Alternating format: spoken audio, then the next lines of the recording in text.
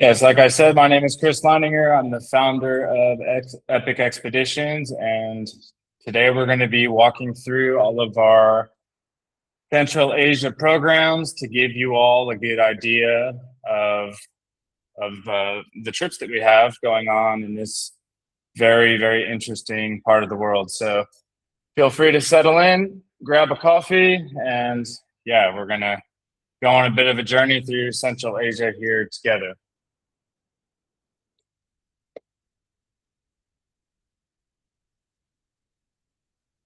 So what we're going to cover in this, can everybody see that? Can everybody see my screen? Yeah, just making sure. Great. What we're going to cover in this webinar is the 4 unique Central Asia itineraries that we have going on. They're all quite different, so we're going to highlight what makes each trip special, the difficulty level, why we love Central Asia, why I personally love, and why sort of the Epic Expedition brand itself and all of our team loves this part of the world, the safety situation in Central Asia, and the live Q&A at the end of this. And just a reminder, we have Ralph Cope, the director of Epic Expeditions, in the chat, who will be collecting questions that you guys have, and then I'll do a live Q&A at the end. So feel free to drop any questions you might have into the chat, and I will do my best to get through as many as we can at the end, all right?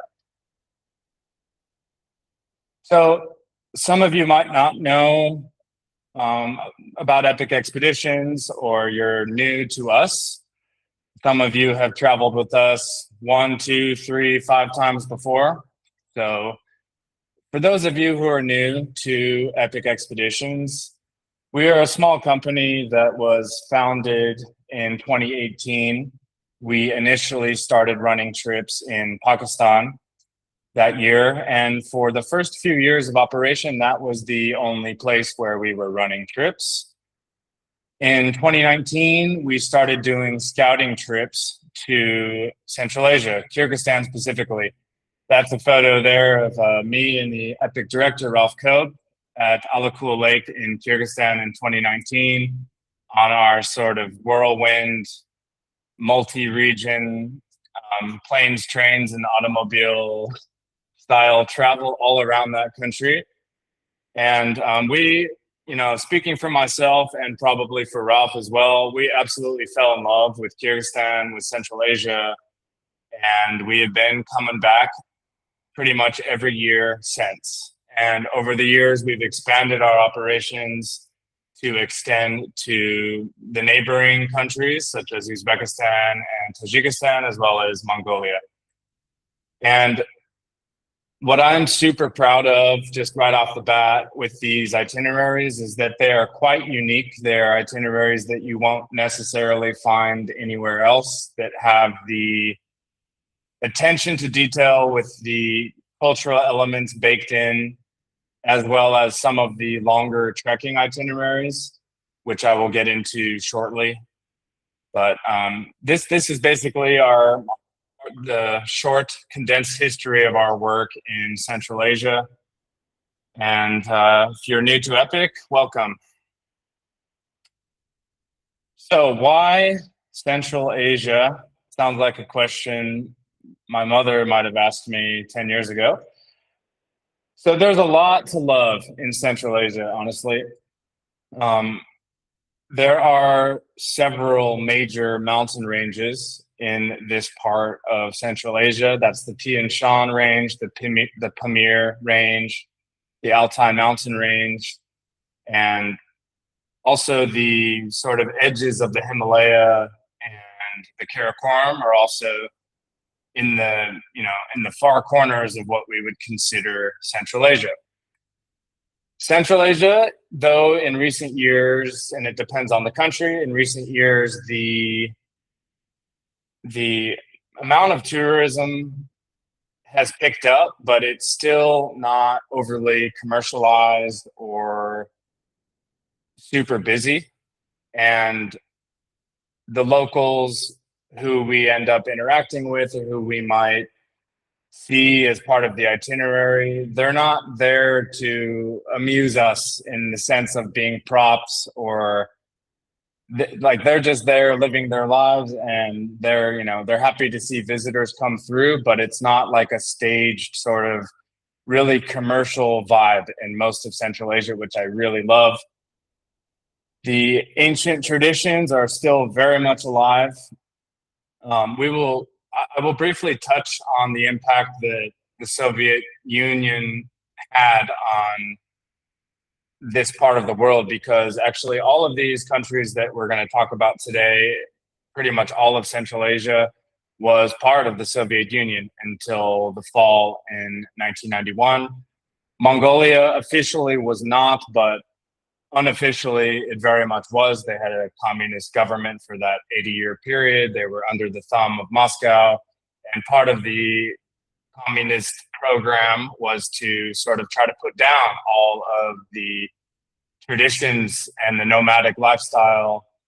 And thankfully, a lot of it survived, and there's been a real revival of that since the fall of the Soviet Union, which we can see and feel today. And as I said earlier, like little to no crowds. It does depend on where you go, because there are some areas that are popular. But in general, this part of the world is pretty free from mass tourism, which is why we are there. The food, places like Mongolia and other Central Asian nations maybe don't have a good reputation when it comes to food, but I find that to be really incorrect. The food, and especially in like Uzbekistan, Kyrgyzstan as well, the food is just incredible. Again, many centuries of culture, well, millennia essentially of really strong culture. And of course, food is a huge part of culture. And personally, I love food, and is a big reason why I love travel. So there's a lot of good culinary things to look forward to. The cities, specifically in Uzbekistan, for example, are some of the most impressive historical, like intact places you will ever see, which makes, that ties it all into the sort of the culture, the trekking, the adventure. And if you like to take photos, which I do, and most of these slides in this presentation are photos that I've shot over the years, this part of the world is a photography paradise. So, if the food and landscapes weren't enough to draw you in, if you like taking photos, you're going to love Central Asia. So actually, over the years, we've had 5 itineraries total.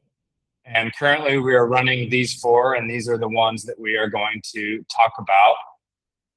We actually just yesterday sort of did a soft launch of a new trip that's going to happen in 2027. That is, if you like to climb high things, this is a trip that you will be interested in, but I'm not going to talk about that one too much right now.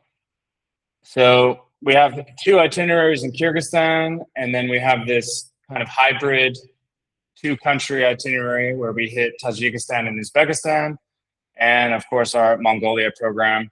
So I'm going to be touching on all 4 of these during this presentation. So again, if you guys have any questions about anything, any specifics about these trips that I don't hit, please drop a note in the group chat.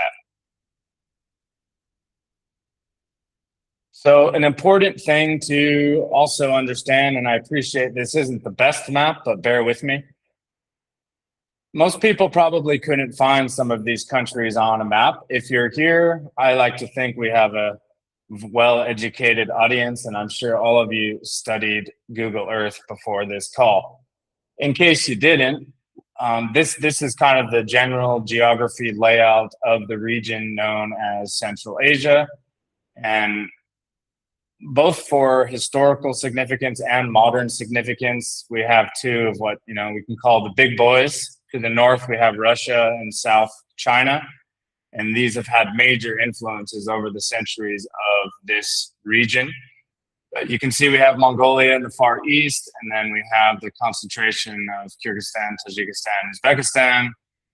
And even further back in the past to the southeast, you had the former Persian Empire. So this area, I can't emphasize enough how steeped in some very significant world history. It was the center of the world at one point when the Silk Road was at its height. Of course, we will talk about this more in the Mongolia section, the Mongol Empire, the biggest empire that's ever been. But this is the general geography, so you know where in the hell these places are that we are talking about. So let's get into Kyrgyzstan.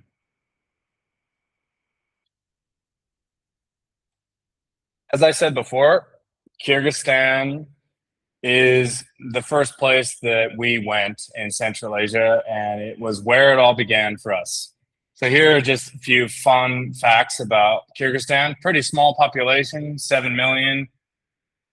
Again, very important Silk Road crossroads, and probably of the other immediate stand countries right nearby Kyrgyzstan, it still has the major nomadic heritage and people still living that lifestyle now. Also, the highest mountains in the region are in Kyrgyzstan, the Tian Shan and sort of the southern Pamir also. And I mean, there's 101 reasons why to love Kyrgyzstan, but yeah, it's one of the raw, untouched, like so many awesome hikes, so many awesome climbs, treks, and that combined with the really strong nomadic culture still is why we really love Kyrgyzstan. So Kyrgyzstan, the Aksu and Karavshin Valley trip. So ironically, this is a trip that we are rolling out the first time this year, but it was first scouted by myself and Ralph Cope in 2019. And it remains to this day one of the most impressive multi-day treks that I've ever done. We decided to hold off on launching it back then because we wanted to develop other trips that were a bit shorter or maybe a bit easier. And we were still figuring it all out back then. And now we are just so excited to be finally launching this trip 7 years later. We have a trip happening there this July, and of all the trips that I'm talking about today, this one is probably the most, not probably, it is the most physically challenging. So you're out camping for 9 nights in an area in southern Kyrgyzstan that is just totally wild. There's no permanent human settlements out there, and it has earned the nicknames from the sort of climbing adventure community. I don't always love these comparison names, but there is a degree of truth to it that, it can be referenced as the Patagonia of Central Asia, the Yosemite of Central Asia, because the landscapes are on that level of impressiveness.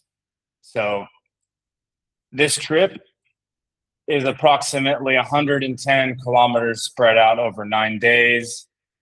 And it kind of got the nickname of the Yosemite of Central Asia because there's major rock climbing here, huge granite walls, these incredible valleys with mountains all around. And yeah, on the epic scale, this one is probably, if you're looking for like a big adventure that is going to be sort of physically challenging, but has all of the like elements of big mountains, remote, not a lot of people, very few people, in fact. This is probably the trip that you want. If you've been with us, for example, to K2 Base Camp, I wouldn't say it's quite the same level of remoteness, but you're getting there in a bit of a different way, to be honest. And as far as I know, and something that I'm extremely proud of, and I know Ralph is too, we are the only company who is running this trip, like especially the only sort of Western international company. So that alone should tell you that it's not a trip that is on a lot of people's radar, and that there's just a lot to look forward to with this trip. So I think we already have our 2027 dates on now. This trip is basically full for this summer. I think we do still have one spot left, maybe, if you're interested. But yeah, we also have the 2027 dates if you're keen for it. But it is an awesome trip, guys. And if you love hiking and you love remote environments, this is one that I can highly recommend of all of our programs. So the second Kyrgyzstan trip we are doing this year is the World Nomad Games. It's a very different sort of trip. This is really a cultural and event focused trip. And if you don't know what the World Nomad Games are, I guess I can describe it as the Olympics of nomadic sport. Sports like, there's a sport called Kokbaru, for example, where it's like a cross between horseback, rugby, polo, but the ball is a goat carcass. So, and people kind of like wrestle to put it in a goal. Things like that. It's a very interesting cultural event that only happens every 2 years, and actually the host country changes every year.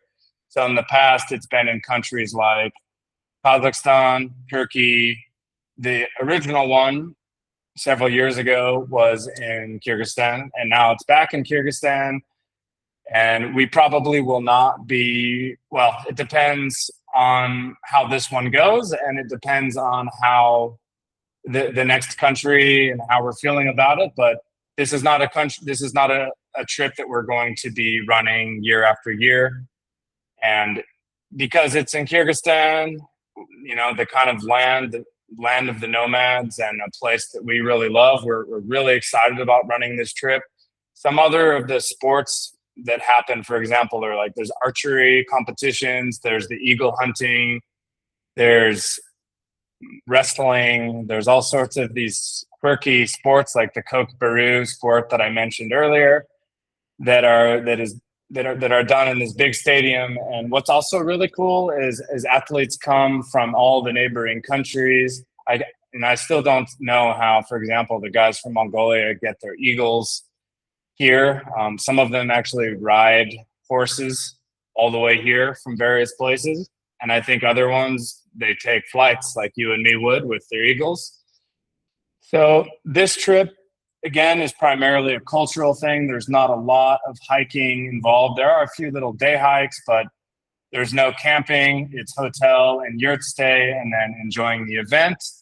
Then we head up to the Isyakul Lake area, have some time exploring that very, very beautiful part of Kyrgyzstan, staying in yurts and just kind of road tripping around combined with day hikes. So this is something we're really looking forward to. Let's see how we go this year.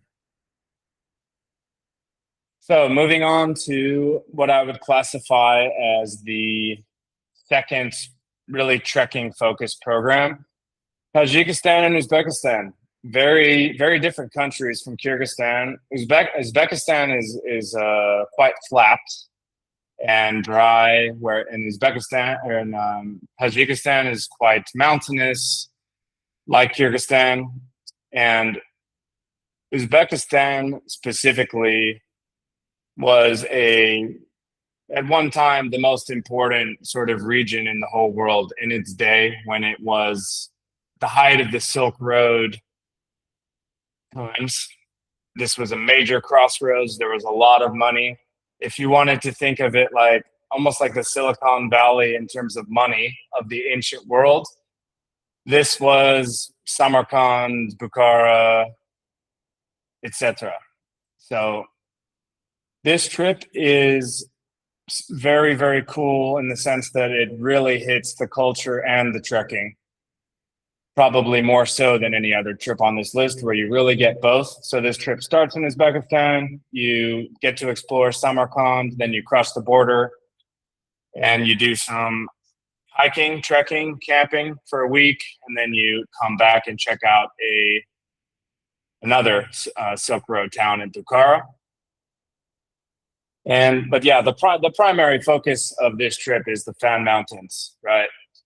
This is another major mountain range in Tajikistan. This is a trip that I led a few years ago, and I'm not leading this trip these days, but for example, this is my photo, and the group that we had was so much fun. We had great weather. So similar to the Karavshin Valley, you're out 8 nights, and you are also going through very wild, remote country that doesn't really have any villages except for at the outskirts of where the trek takes place. Another major highlight for me is like every campsite you get to visit one of these lakes. So pretty much you do your trekking day, and then you get to finish the day at these beautiful alpine lakes. So this trip could be called like the Fann Mountains Lake Trek, because that's really what it feels like to be there. And also, you get into these really interesting alpine environments when we cross over the Chimtarga Pass, which, from memory, it's 4,750 meters, or around 15,500 feet. So you do get some altitude exposure there as well. And yeah, after you do the pass, then you have a few more days of trekking, and you head back across to Uzbekistan to enjoy Bukhara and eat and shower and do all the things. So this trip is definitely for people who have an interest in history, who are interested in the Silk Road history, interested in the Mongol history, because you better believe the Mongols were also here. And actually, a unique aspect of Samarkand and Bukhara is that, so for those of you who know history, or for those of you who don't, the Mongols, basically, they would give you two options. It's either join us, or we will burn your entire civilization to the ground. And because the people in charge in Samarkand, for the most part, agreed, and so everything is preserved, which is very cool. And they've also taken a lot of care to restore a lot of UNESCO World Heritage sites there. Unlike places in modern day Iraq, for example, that were totally flattened by the Mongols because they did not choose option A. And it's a really special thing to see what a lot of other places in the world did look like pre-Mongol invasion, and it's still very much alive and intact, and also a modern city. So that's also a trip to see. So that's the Fann Mountains for you. Moving on. Mongolia. So Mongolia, over the last 3 years, has kind of risen to be our most popular program.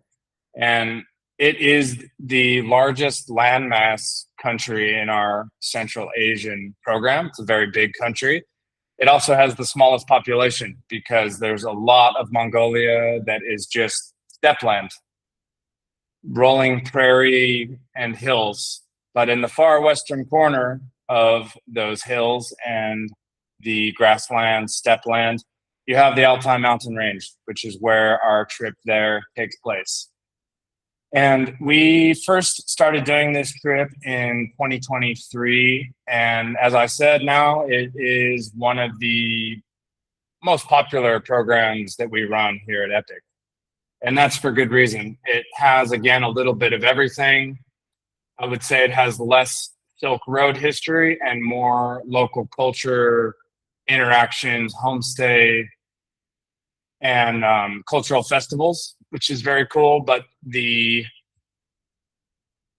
Mongolia is just one of those places in history that, I mean, the biggest empire in the world, the influence of the Mongols culturally, genetically, they say something like one in 100 males um, from European Anglo heritage has Mongol DNA in them, to tell you how far the Mongolian influence and empire stretched. And there's just a lot to take in Mongolia, and it's a country that I look forward to going back every year. I'm leading 2 groups there this year. We actually have 3 groups going there this year.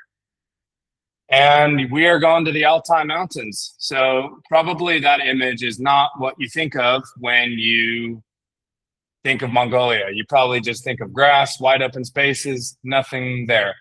And in Mongolia, for sure, you have plenty of that. It's the steppe is also referred to as like an ocean of grass. But that's how Genghis Khan and his army was able to support all of their troops, is because it's basically endless grass buffet for animals. And in Western Mongolia, the one and only major mountain range, the Altai Mountains in Mongolia, exists. And that's exactly where we are headed when we go there. Another component of the Altai Mountains trip is that we have horses with us. And the goal of the itinerary, really, and it's very much optional, but let's say we have 12 participants. We tend to bring 6 horses with us, and then people can take turns riding horses and then hiking. And this has worked out really well in the past. It adds a pretty fun element to it. I mean, Mongolia is the land of the horse. If ever you're going to come ride a horse and you want to, channel your inner Lord of the Rings vibe and riding across the sort of epic landscape that is the Altai steppe land mixture, Mongolia is the place you want to be doing that. So this trip, the sort of camping, trekking, horse phase of this trip is about a week. So the trip starts in Ulaanbaatar. We fly to the other side of the country and then start the trip, right? And the majority of the trip takes place in this place, Tuvan Bog National Park. Tuvan is actually the Tuvan people is an ethnic group in this part of Mongolia that are pretty much at some point of the year leading the nomadic lifestyle. They live out here in the national park, and we have some interactions with them out there as well. They're also the people who tend to be managing like our animals to transport the gear. We have camels that move all of our gear from camp to camp, and those are run by teams of Tuvan Nomad guys.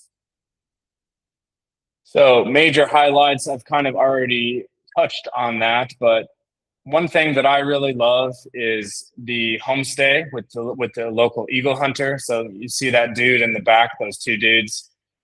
We are staying at their, property, I guess.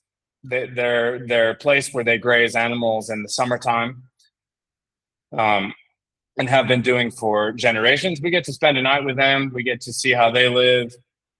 We get to ask them questions. We get to have a little private eagle hunting demonstration, and of course, put on their rock star level cool clothing. That's a major highlight for me.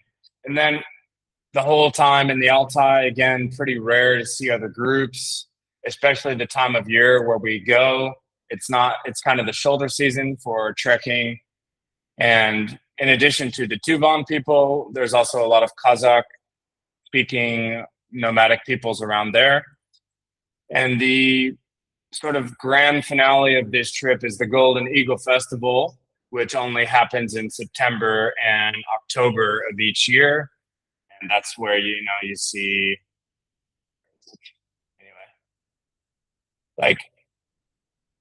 sorry, I'm going back here, guys. Like, for example, these guys, this is at the Golden Eagle Festival at the end of the trip.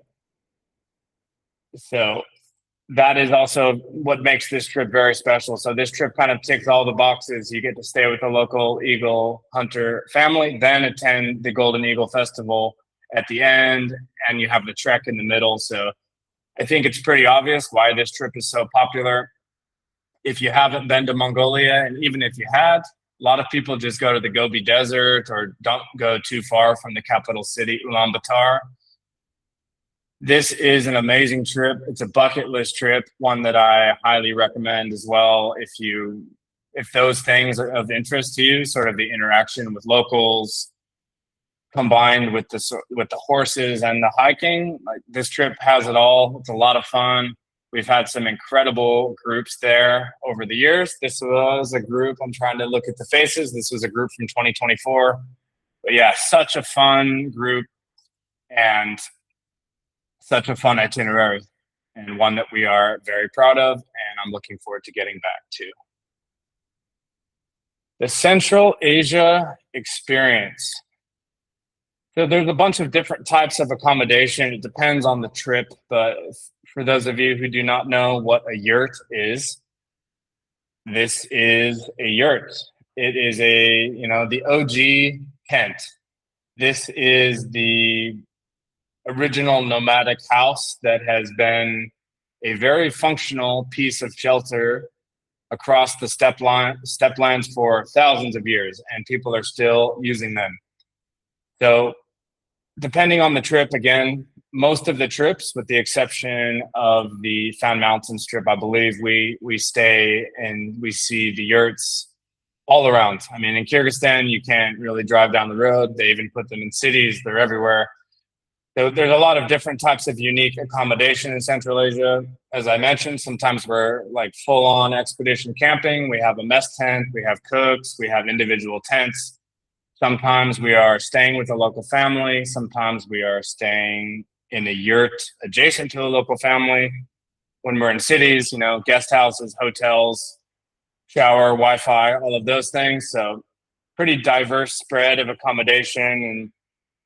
And where we stay is always very important to me personally. It always has been since day one, and it is something we pay a lot of attention to. And I believe it contributes deeply to, all the travel experience. There's a reason why when you're booking a new trip and you're looking to get a, cool Airbnb somewhere or something that you like, it's part of the experience, right? And I fully appreciate that and incorporate that into our trip designs. So there's a lot of interesting accommodation options to look forward to in Central Asia. This is a big question and especially relevant right now. Is Central Asia safe? So I'm going to start this section by talking about the stands myth. So I have a friend of mine who is an officer in the United States Navy who I was talking to recently.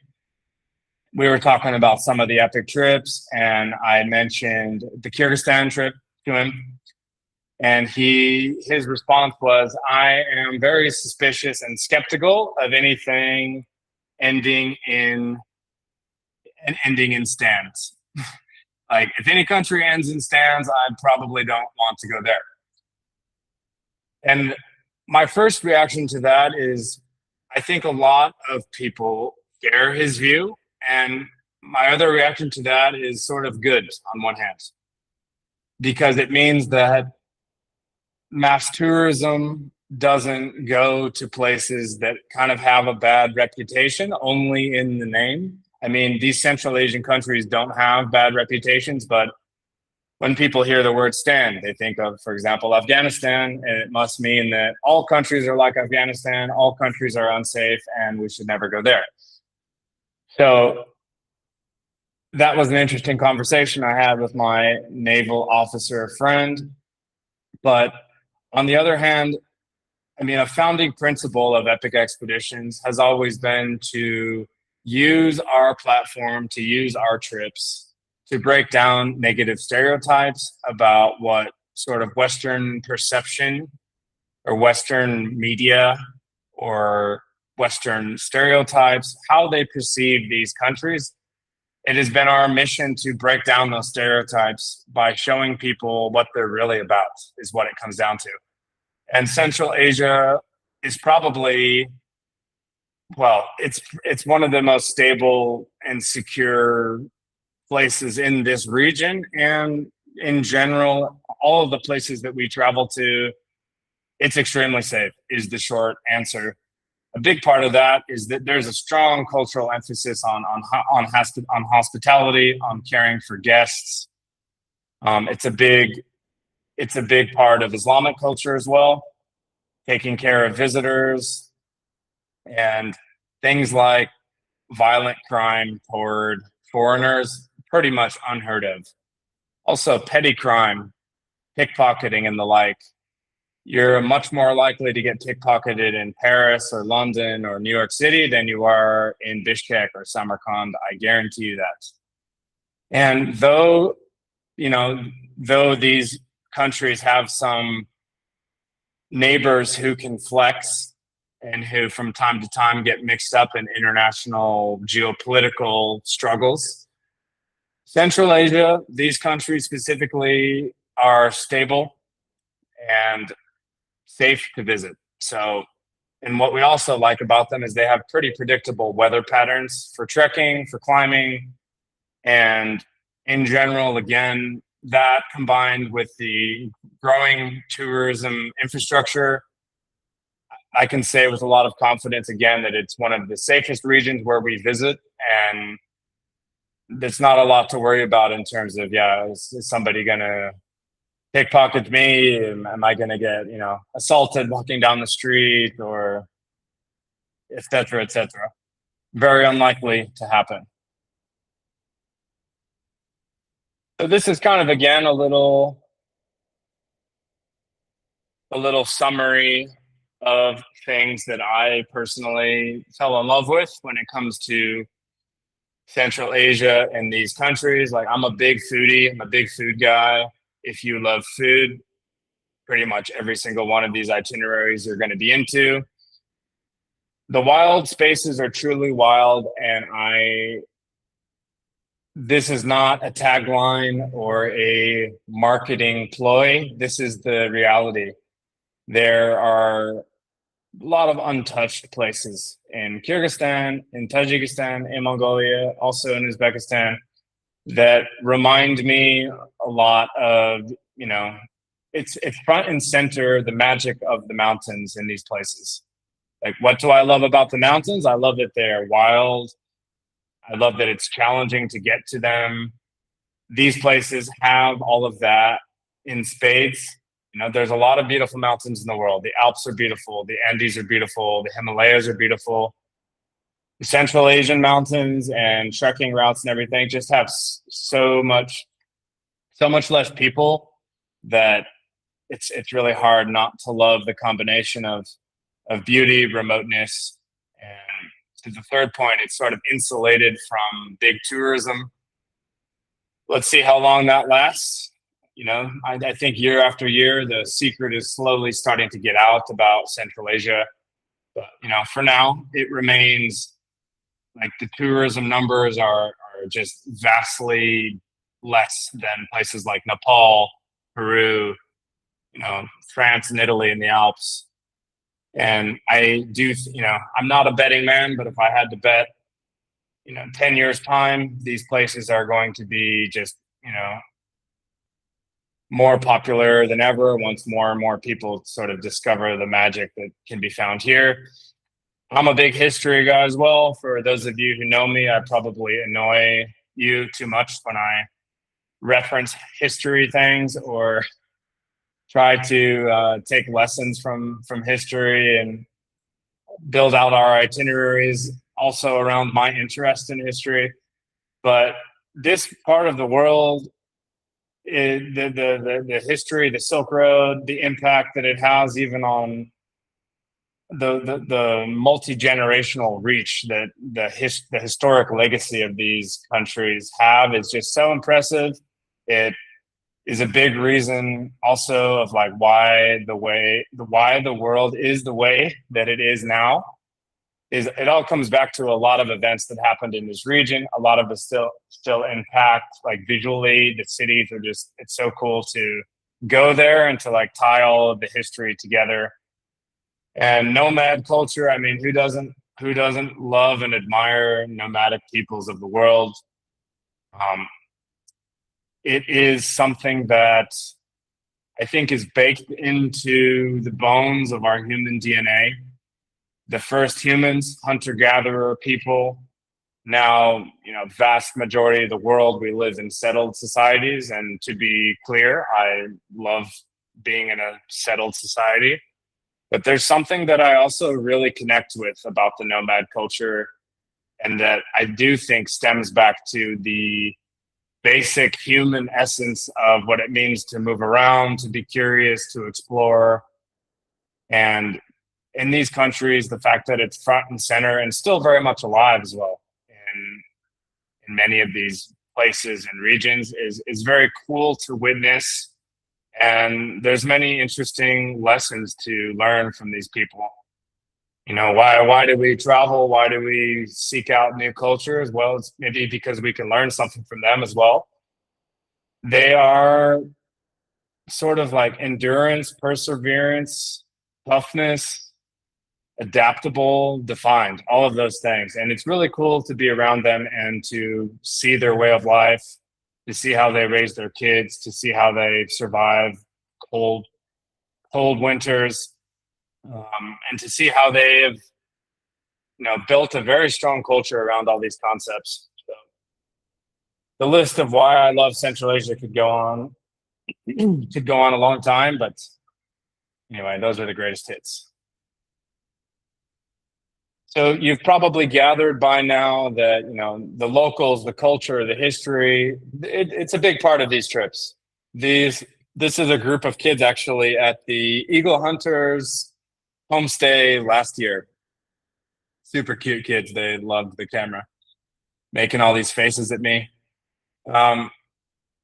There's a lot of opportunity over the course of a lot of these itineraries to really experience the culture of each place. It is worth noting that English is not widely spoken, which is why we rely a lot on our local guides to translate, even when we have interactions with nomadic peoples or with the Eagle Hunter guys. We have our local translator there who give us access to these people who, otherwise wouldn't speak English. I think personally, and they would probably tell you this also, the lack of English is due to the legacy of the Soviet Union occupying this area for 80 years, and the fact that English wasn't taught, Russian was taught. So even like the older generation people, they can speak and understand and read Russian and not any English. So that's also a factor. And it's also really interesting, though, to see how this region has thrived since the fall of the Soviet Union. And as I mentioned before, the resurgence of all of the cultures that the Soviets tried to snuff out. So that stuff combined with the homestays, combined with the cultural festivals, like there's so much interesting things to absorb over all of these itineraries, really. So that combined with all the trekking stuff, Central Asia just kind of has it all, doesn't it? So guys, I'm gonna wrap it up here before we move into the Q&A section. Again, I want to put it out there that we have a 2027 high altitude climbing trip happening in July of next year. It's been on my personal bucket list and dream list for some years, and it's not on the menu on the website yet. And if you're interested, send us a message. It's going to be an epic time. Maybe on the next webinar, we will talk about that one.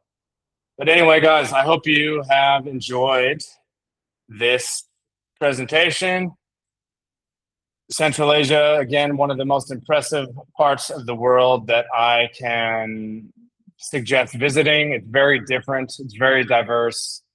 And it is a place that it is a region that we will continue to expand our operations in the coming years. And, we're just deeply invested with our local friendships, our local partnerships there. And we want to bring elite level trips to you guys and, go on some fun adventures. So, all right, guys, let's get into your questions here. I'm going to, Ralph just sent me some of your questions, so I'm going to go through them here. Feel free to send in any more questions as well as I'm going through these.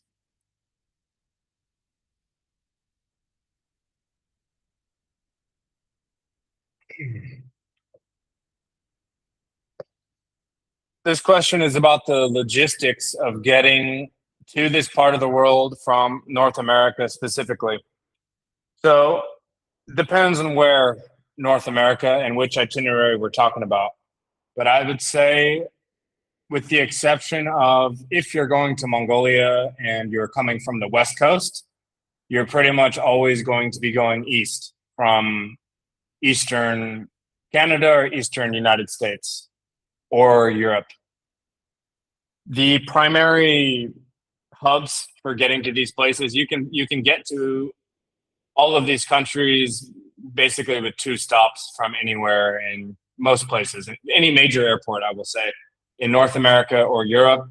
And the hubs are going to be Istanbul or the UAE countries.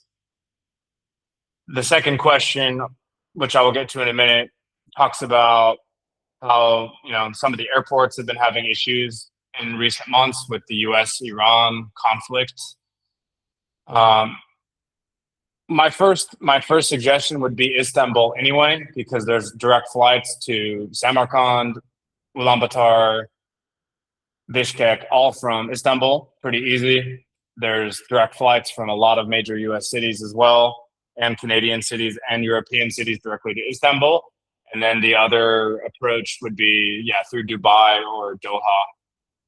And if you're going west from the west coast of the United States, you would fly to Tokyo or Seoul and then to Ulaanbaatar for Mongolia. Next question. And just like how it's been affecting how the sort of Middle East conflict thing has been affecting us, or the airports, I guess. We're just advising people to go through Istanbul.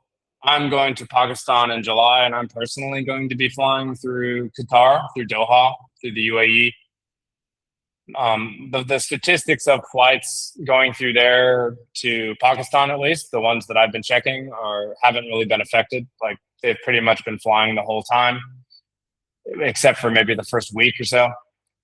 So if there's uncertainty, better to go through Istanbul, but there's also many options through, especially in, when there isn't things happening in the region. The Emirates are great for traveling to all these places.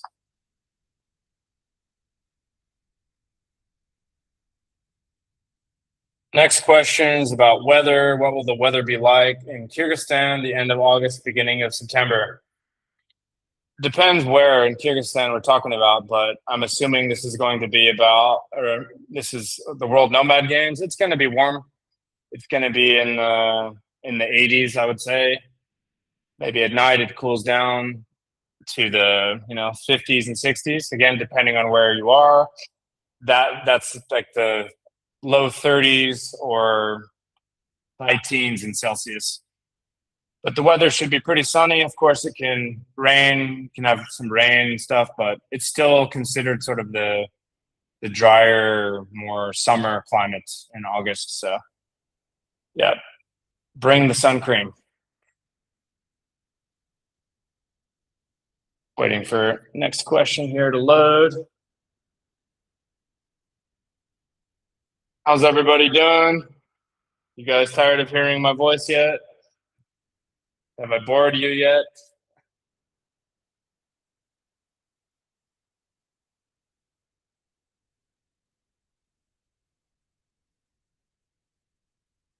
Have we experienced any dangerous or serious situations in Central Asia? No, we have not, is the short answer. Perhaps the most serious situation was the time we had a dumpling eating competition that nearly put a few people out of commission for a while. But no, again, it's a very safe area. We haven't had any. Of course, injuries can happen on any trip, right? People can roll their ankle, people can have blisters, whatever. But yeah, we've never had any major injuries for the record, and we haven't had any safety or security concerns ever either.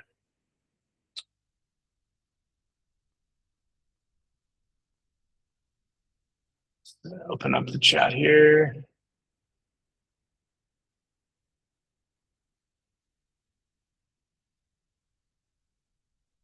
Questions about the visas. And yeah, our visa is straightforward for these countries. Pakistan had a fairly complex process by comparison. It depends on your nationality. I'll start with Mongolia and Kyrgyzstan. No visa. You just turn up. You get, I think it's 90 days on arrival. Easy. Again, it depends on your nationality. There's a lot of nationalities where you can get visa on arrival as well for Uzbekistan and Tajikistan. Because we do this land border and we don't have a lot of time, we want to like get across. We asked everybody to get them in advance, but the website is not great for the Uzbek visa from my memory, but like it's issued within 2 days. It's very fast. There's not a lot of there's not a lot of documents you need to give. At least for the Tajik one, you need to give a few addresses of where you're staying. But yeah, by comparison, especially if you've ever done the K2 trip with us, the trekking and mountaineering visa, the visa is pretty long. It takes a few months to get it. By comparison, the visas that you would need to get for this trip are more forgiving, less time consuming, and they're issued in like a day or two.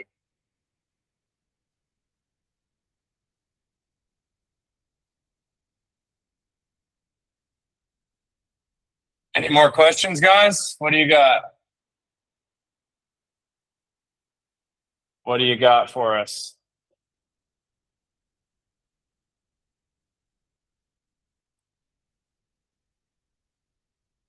Okay, guys, take care. A few people leaving the chat. I'll give you guys another minute if you want to drop another question. If you're in here, we've gone about an hour, and I'm quite happy with what we were able to get through. So I guess if we don't have any more questions, guys, I can leave it there. In summary, again, there's a lot to be excited about with Central Asia. And yeah, I'm pleased that you guys took the time to come see what it's all about. And please feel free to email us if you have any questions about any of the trips, any specifics we didn't touch in. If you want to get signed up, you want to join any waiting lists for the trips that are currently full, just let us know, guys. We're here. As always, if you have questions, we're here to answer. And we look forward to seeing some of you all in this magical part of the world for some adventures someday soon. So in the meantime, guys, keep training, keep hiking, keep being curious, and we shall meet out there in the world at some point. All right. So take care, everybody. Bye. Take care.